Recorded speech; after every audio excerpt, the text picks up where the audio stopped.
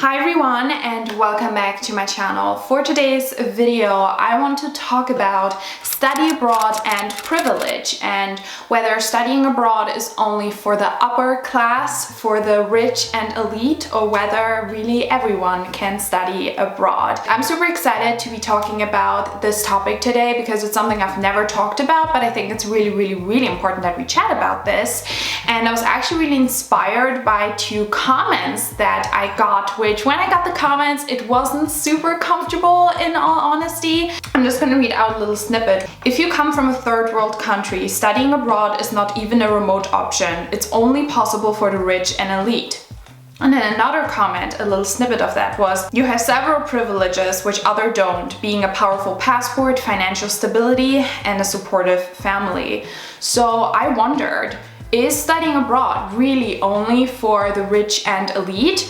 And because of course, you know, I can speak from my own experience, but I think this is a topic that really needs more experiences and more opinions. I asked you on my Instagram stories as well as on the YouTube community tab what you think about this and whether you think studying abroad is only for the rich and elite. And honestly, when I asked this question, I did not know what to expect, and the answer or the response that I got from you was definitely very unexpected, and I want to share it with you in today's video. And once again, this video is super collaborative, so it's gonna thrive off the comment section, and I please want you to comment down below what you think about this. Are there any points that you agree with, disagree with? I really want to get to know your opinion, your experience. Let's empower each other, let's uplift each other, and let's talk about this important topic. So just really quick about my background. So I just graduated from 4 years of studying abroad in Aberdeen, Scotland. I also did a semester abroad in Toronto, Canada. I come from a quite rural area in Germany, and it's not really a rich area.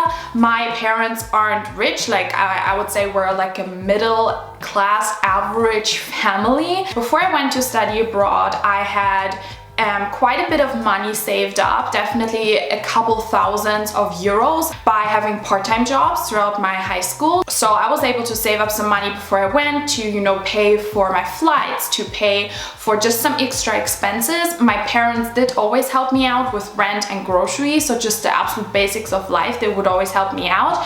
But I always had as well part-time jobs. I run my own business now, and I've done that throughout my whole university in order to be able to pay for traveling and for, you know, some extra things. Luckily, my tuition was also paid by Scotland for studying in Scotland as well as in Canada, because I'm an EU student. I developed throughout my study abroad, I would say in second and third year, I got very minimalist. In the beginning of my uni, I did still spend a lot of money on like clothes and home decor and all of those things, which I probably wouldn't do again. But I became really minimalist, right? So I didn't buy any new clothes. I started being very on budget with my food. However, this is my little background, just so you know where I come from. But now I want to share what you said about this. So the big question, is studying abroad for the rich and the elite only? Every single one of you said no. Everyone said no, it is possible for so many more people. It's not only possible for the rich and elite. And honestly, it made me so incredibly happy to read through your stories that are so empowering. I want to share with you opinions that are based on fact, based on experiences of people having gone abroad, even if they don't come from high society, even if they aren't rich, even if they don't have financial support from their family. I think this video, my intention with it is to show you what is possible. So something that definitely came up is that a lot of people think studying abroad is not possible for them.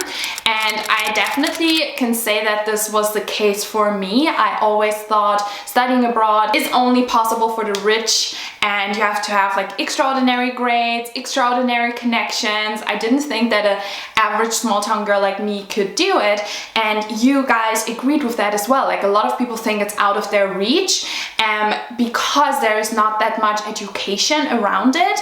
I think studying abroad is still something people do, but it's not really that talked about how it is also possible on a budget. However, on the bright side, Valerie pointed out that through globalization, the betterment of the university programs, and there are so many opportunities now. And also, by the way, Valerie, thank you so much. Valerie said, by the way, you're the most underrated YouTuber. I love your videos. Thank you so much, Valerie. Maybe no one around you has ever studied abroad, and yeah, that's really why I do offer my free videos, my free Facebook group, but then I also offer for people, you know, who want to really invest in that journey, who are committed. I also offer my ebook and my membership, which are both very affordable paid options as well to get support on your journey abroad. So I have always the information about that linked down below if you're interested in checking that out. So someone else pointed out that whether studying abroad is only for the rich and elite also depends on the program and location you choose. A lot of locations that are less expensive than others. I actually made an entire video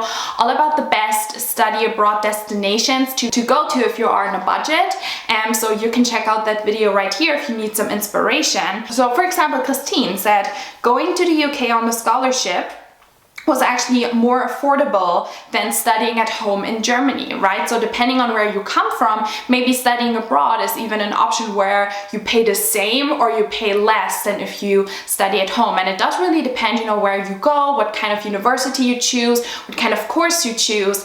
And once again, this is all about researching and really being committed to finding answers, to finding solutions. I've said it so many times, but with studying abroad, resourcefulness is so incredibly important. You know, getting answers, asking people, putting in the effort that a lot of people aren't willing to put in. And a lot of you also said in your responses that, you know, if you do the proper research, you're gonna find scholarships, you're gonna find programs that suit you and your needs. A lot of people who responded to this are actually financially independent from their families, even without, you know, having those extraordinary grades. Like, as I said, if you do the research, you can get scholarships.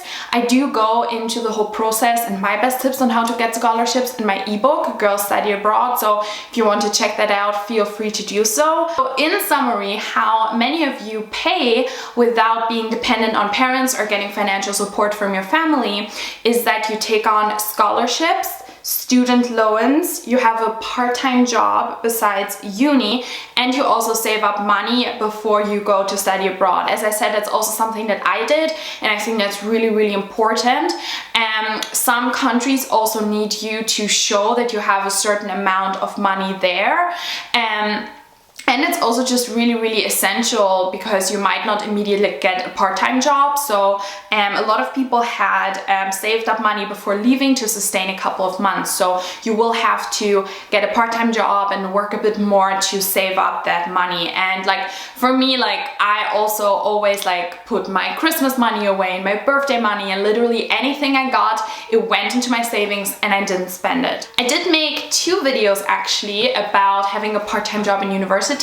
One is about general advice on how to get a part-time job in uni with some of my best like application tips, and the other one is specifically how to make money online. So this you can already do now, even if you aren't already studying abroad. You can already start making money remotely online, and you can then keep up those income streams and those jobs when you go abroad. So I highly recommend you to check out that video if you want to learn more about that. But yes, having a part-time job is very essential. I get a lot of questions all the time whether, you know, you have enough time to get a part-time job when you're studying, and I would say yes, because honestly most students I got to know, like everyone had a part-time job. Like there was barely anyone who didn't, and a lot of students work on weekends. You know, there are lots of different industries you can go into. You can work in restaurants and retail, in nightclubs. And someone, which I actually thought was very empowering, said that she found a part-time job that allowed her to study, pay bills, even travel on low budget, and even sometimes buy some clothes and shoes, right? So it's definitely possible. And what's also great about a part-time job, of course, is that you get some job experience. So also a big theme that I noticed with all of that is if you're on a budget, you sometimes must make compromises, right? So as I said, you might have to take up a loan, you might have to put in a lot of research to get scholarships, you might have to, you know, someone said, we ate peanut butter sandwiches to save money. I do also have my best money saving tips in my free study abroad budget guide, which is a free PDF download you can get on my website. So this is also linked down below. You can get it for free. It has all my best money saving tips, my realistic study abroad budget. So if you're interested in that, make sure you check that out. Also, you might not be able to go out as much, drink as much, go to pubs, have, all the university experiences. However, it really is about creating your own experience. And I always say that in my videos, there is no one way to study abroad. There is no one way to have a study abroad experience. Everyone creates their own experiences depending on their personality, their priorities, their likes, their interests. And Francesca said that yes, maybe the rich do have more opportunities because they might not have to put in the research, they might not have money worries, they might not have to say no to things because they can't afford it. But that doesn't mean that if you aren't rich, you can't do it in your own way. So I think to sum this up, Christine said something really amazing that stood out to me. And it's, studying abroad is a privilege, but not only for the rich. And I honestly love that. Studying abroad and living in another culture and having all of those incredible experiences is such a privilege, right? You have good education that got you there. You had the opportunity to save up some money, and that is wonderful and that is great, and you can be so proud of that. However, it's not only for people who come from rich families, because there are now also ways that people from lower income classes can go abroad. And as I said, it might be a bit different of an experiences, but you are the creator of your experience when it comes to studying abroad. Take, all of those lessons and to feel empowered and to feel supported as well, right? So as I just said, please make sure that you comment down below what you think about this, because I do really just want this video to be a starting point of conversation, and then you contribute to this down below in the comments. So yeah, that's kind of all I have for you today. I really enjoyed co-creating this video with you, and I'm very excited to see what you comment down below. If you enjoyed this video, make sure you check out this video right here, which is all about 10 ways to save money while studying abroad. So I will see you over there in that video.